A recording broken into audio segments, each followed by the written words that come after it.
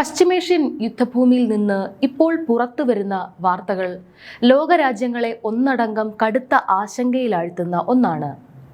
കഴിഞ്ഞ കുറച്ചു കാലമായി ഇസ്രയേൽ എന്തൊക്കെ ചെയ്താലും കണ്ണും പൂട്ടി പിന്തുണ നൽകിയിരുന്ന അമേരിക്കയും ഡൊണാൾഡ് ട്രംപും ഇപ്പോൾ വലിയ രീതിയിലുള്ള നിരാശയിലും പ്രയാസത്തിലുമാണ്. ആ നിരാശ വെറുതെ അങ്ങ് പറയുന്നതല്ല.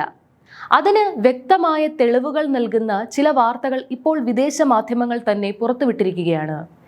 ഏറ്റവും പുതിയ വിവരങ്ങൾ അനുസരിച്ച് ഇറാനെതിരായ സൈനിക നടപടികൾ കൂടുതൽ ശക്തമാക്കാനുള്ള ഇസ്രായേലിന്റെ നീക്കങ്ങൾക്ക് അമേരിക്ക തൽക്കാലത്തേക്ക് തടയിട്ടിരിക്കുകയാണ്. എന്തിനാണ് അമേരിക്ക പെട്ടെന്ന് ഇങ്ങനെ ഒരു നിലപാടെടുത്തത്? നെതന്യാഹുവും ട്രംപും തമ്മിൽ ഇപ്പോൾ എന്താണ് സംഭവിക്കുന്നത്?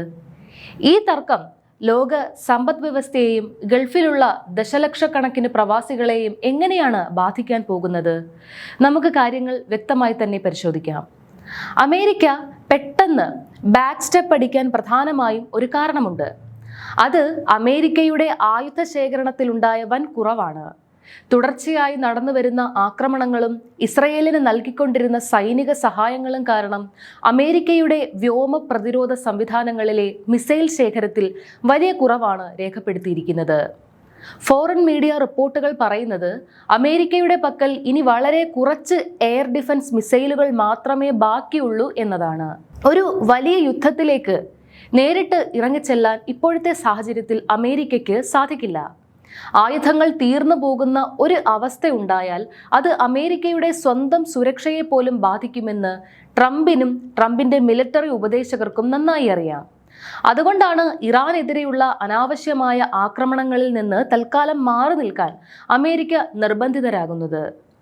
എന്നാൽ ആയുധക്ഷാമത്തേക്കാൾ ഉപരിയായി ഇപ്പോൾ അന്താരാഷ്ട്ര തലത്തിൽ ചർച്ചയാകുന്നത് അമേരിക്കൻ പ്രസിഡന്റ് ഡൊണാൾഡ് ട്രംപും ഇസ്രയേൽ പ്രധാനമന്ത്രി ബെഞ്ചമിൻ നെതന്യാഹുവും തമ്മിൽ രൂപപ്പെട്ടിരിക്കുന്ന രൂക്ഷമായ അഭിപ്രായ വ്യത്യാസങ്ങളാണ്. ഇറാനുമായുള്ള സംഘർഷം രൂക്ഷമായതിനു ശേഷം ഇരുവരും തമ്മിലുള്ള ആദ്യത്തെ നേരിട്ടുള്ള കൂടിക്കാഴ്ച അടുത്തിടെ വൈറ്റ് ഹൗസിലെ ഓവൽ ഓഫീസിൽ വെച്ച് നടക്കുകയുണ്ടായി. അടച്ചിട്ട മുറിയിൽ മണിക്കൂറുകളോളം നടന്ന ഈ ചർച്ചയ്ക്ക് ശേഷം പുറത്തു വന്ന നെതന്യാഹു മാധ്യമങ്ങൾക്ക് മുന്നിൽ പറഞ്ഞത് തങ്ങൾ തമ്മിൽ വളരെ മികച്ചതും പൂർണ്ണ സഹകരണത്തോടെയുള്ളതുമായ കൂടിക്കാഴ്ചയാണ് നടന്നത് എന്നാണ്. എന്നാൽ സത്യത്തിൽ അവിടെ കാര്യങ്ങൾ അത്ര സുഖകരമായിരുന്നില്ലെന്നാണ് വൈറ്റ് ഹൗസ് വൃത്തങ്ങളിൽ നിന്നും പുറത്തുവരുന്ന വിവരങ്ങൾ. കാരണം ഈ കൂടിക്കാഴ്ചയ്ക്ക് തൊട്ട് മുൻപ് പോലും മാധ്യമങ്ങൾക്ക് മുന്നിൽ നെതന്യാഹുവിനെതിരെ കടുത്ത ഭാഷയിലാണ് ട്രംപ് വിമർശനം ഉന്നയിച്ചത്. ഇറാന്റെ ആണവ കേന്ദ്രങ്ങളെക്കുറിച്ചും രഹസ്യങ്ങളെക്കുറിച്ചുമുള്ള ഇന്റലിജൻസ് വിവരങ്ങൾ തനിക്ക് നൽകാനായി നെതന്യാഹു ഇനി തനിക്ക് മുന്നിലേക്ക് വരേണ്ടതില്ലെന്നായിരുന്നു ട്രംപിന്റെ തുറന്നടിച്ചുള്ള പ്രസ്താവന. ഇസ്രായേൽ പ്രധാനമന്ത്രി ഇത്തരം ഇന്റലിജൻസ് വിവരങ്ങൾ തങ്ങളുമായി പങ്കുവയ്ക്കാൻ ശ്രമിക്കുന്നത് അമേരിക്കയെ ഈ യുദ്ധത്തിൽ കൂടുതൽ കാലം കൂടെ നിർത്താൻ വേണ്ടി മാത്രമാണെന്നും ഇറാനിൽ എന്താണ് സംഭവിക്കുന്നതെന്ന് തനിക്ക് കൃത്യമായി അറിയാമെന്നും ട്രംപ് തുറന്നടിച്ചു. ഇവിടെ തീർന്നില്ല. ട്രംപിന്റെ വാക്കുകളിൽ വലിയ അതൃപ്തി വ്യക്തമായിരുന്നു. താൻ അമേരിക്കൻ പ്രസിഡന്റ് ആയിരുന്നില്ലെങ്കിൽ ഇന്ന് ഇസ്രയേൽ എന്ന് പറയുന്ന ഒരു രാജ്യം തന്നെ ലോകത്ത് ഉണ്ടാകില്ലായിരുന്നു എന്ന് വരെയാണ് ട്രംപ് അവകാശപ്പെട്ടത്. ഇതിനിടെ ഇസ്രയേൽ പ്രതിരോധ മന്ത്രി കാസ് നടത്തിയ വെളിപ്പെടുത്തലും ഈ ഘട്ടത്തിൽ വളരെ നിർണായകമാണ്. ഇതിന്റെ ഊർജ കേന്ദ്രങ്ങളും എണ്ണപ്പാടങ്ങളും ബോംബിട്ട് തകർക്കാൻ ഇസ്രയേലിന് വലിയ ആഗ്രഹമുണ്ട്.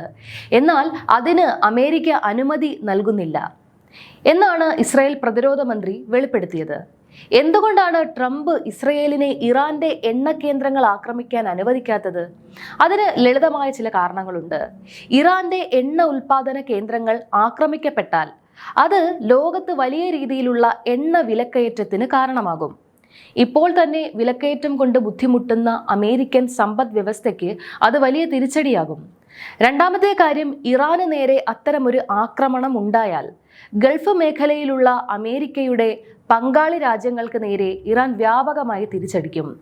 സൗദി അറേബ്യ, UAE തുടങ്ങിയ രാജ്യങ്ങളിലെ എണ്ണ കേന്ദ്രങ്ങൾ ഇറാൻ ലക്ഷ്യമിട്ടാൽ അത് ഹോർമൂസ് കടലിടുക്കിലൂടെയുള്ള കപ്പൽ ഗതാഗതത്തെ പൂർണ്ണമായി തടസ്സപ്പെടുത്തും. അത് ആഗോളതലത്തിൽ ഒഴിവാക്കാനാകാത്ത വൻ ഊർജ പ്രതിസന്ധി ഉണ്ടാക്കുമെന്ന് ട്രംപിന് നന്നായി അറിയാം. അതുകൊണ്ട് തന്നെ വൈറ്റ് ഹൗസിൽ ചർച്ചകൾ നടക്കുമ്പോഴും പുറത്ത് നെതന്യാഹുവിനെതിരെ വലിയ രീതിയിലുള്ള ജനകീയ പ്രതിഷേധങ്ങളാണ് നടന്നത്.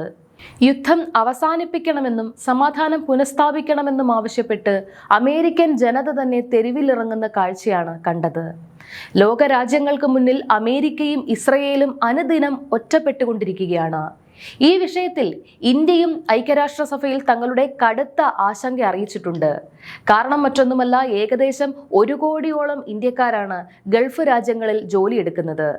പശ്ചിമേഷ്യയിൽ ഒരു വിശാലമായ യുദ്ധമുണ്ടായാൽ അത് ഈ പ്രവാസികളുടെ ജീവിതത്തെയും ഇന്ത്യയുടെ സാമ്പത്തിക ഭദ്രതയെയും കടുത്ത രീതിയിൽ ബാധിക്കും. മേഖലയിലെ സംഘർഷം എത്രയും വേഗം അവസാനിക്കണമെന്നാണ് ഇന്ത്യ അടക്കമുള്ള രാജ്യങ്ങൾ ആവശ്യപ്പെടുന്നത്. ചുരുക്കി പറഞ്ഞാൽ, ഇസ്രയേലിന്റെ യുദ്ധ ആവേശത്തിന് ട്രംപ് തടയിടാൻ ശ്രമിക്കുന്നത് സ്വന്തം ആയുധക്ഷാമം കൊണ്ടും ആഗോള എണ്ണ വിപണി തകരുമെന്ന ഭയം കൊണ്ടുമാണ്. ട്രംപും നെതന്യാഹുവും തമ്മിലുള്ള ഈ അകൽച്ച പശ്ചിമേഷ്യയിൽ ഒരു സമാധാനത്തിന് വഴിതെളിക്കുമോ, അതോ കാര്യങ്ങൾ ഇതിലും വഷളാകുമോ എന്ന് വരും ദിവസങ്ങളിൽ നമുക്ക് കണ്ടറിയാം. ഈ വിഷയത്തിൽ നിങ്ങളുടെ അഭിപ്രായം എന്താണ്? ട്രംപിന്റെ ഈ നിലപാട് യുദ്ധം അവസാനിപ്പിക്കാൻ സഹായിക്കുമോ? താഴെ കമന്റ് ബോക്സിൽ രേഖപ്പെടുത്തുക. നന്ദി.